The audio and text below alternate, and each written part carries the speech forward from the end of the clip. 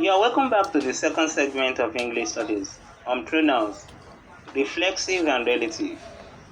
In this segment, we are going to be looking at kinds of relative clause. Kinds of relative clause. There are two kinds of relative clause. 1. Defining relative clauses.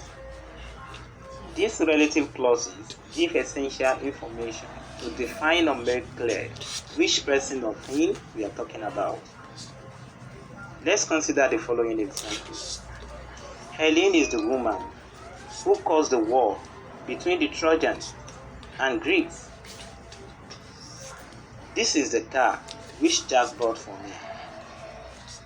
In this kind of relative clause, that can be used instead of who or which. Examples. Helen is the woman that caused the war between the Trojans and Greeks. This is the car Jack bought for me. You can drop the relative pronoun in the defining relative clause if it is the object of the relative clause. Let's take a look at this. This is the car Jack bought for me. That is the object of bought, and it is dropped. With this kind of relative clause, a comma is not used to separate it from the rest of the sentence. Now, let's take a look at non-defining relative clauses. Non-defining relative clauses. The information in these types of clauses is not essential. It tells us more about someone or something, but it does not make clear which person or thing we are talking about.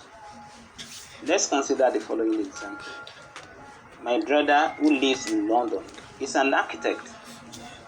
We know that my brother is an architect, but the fact that he lives in London is not important. You must note the following facts about non-defining clauses. 1. Non-defining clauses can be dropped in a sentence without affecting the meaning of the sentence. Let's take a look at the following. My brother is an architect. You will observe that the relative clause who lives in London is dropped because it is not essential, and by dropping it, the meaning of that sentence has not been affected. 2. Commas are used to separate a non-defining relative clause from the rest of the sentence. In my brother who lives in London is an architect, commas are placed before who and after London to separate the relative clause from the rest of the sentence. 3. The commas have a similar function to brackets. Let's take a look at the following. My friend has just married. Then in brackets, we have he went to the same school as me. This can be restructured dot. My friend who went to the same school as me has just married. 4. You cannot use that instead of who, whom, or which. 5. You cannot drop the relative pronoun, even if it is the object of the relative clause.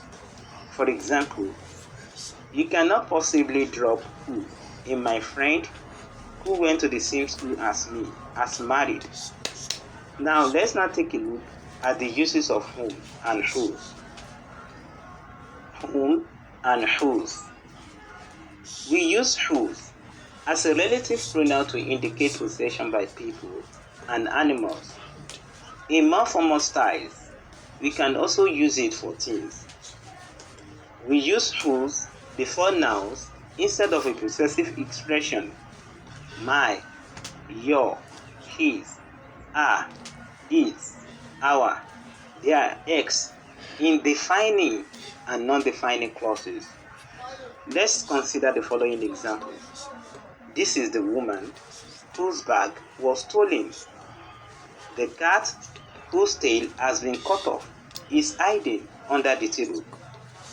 We are going to take a short break now and return shortly. Don't go away. Stay tuned.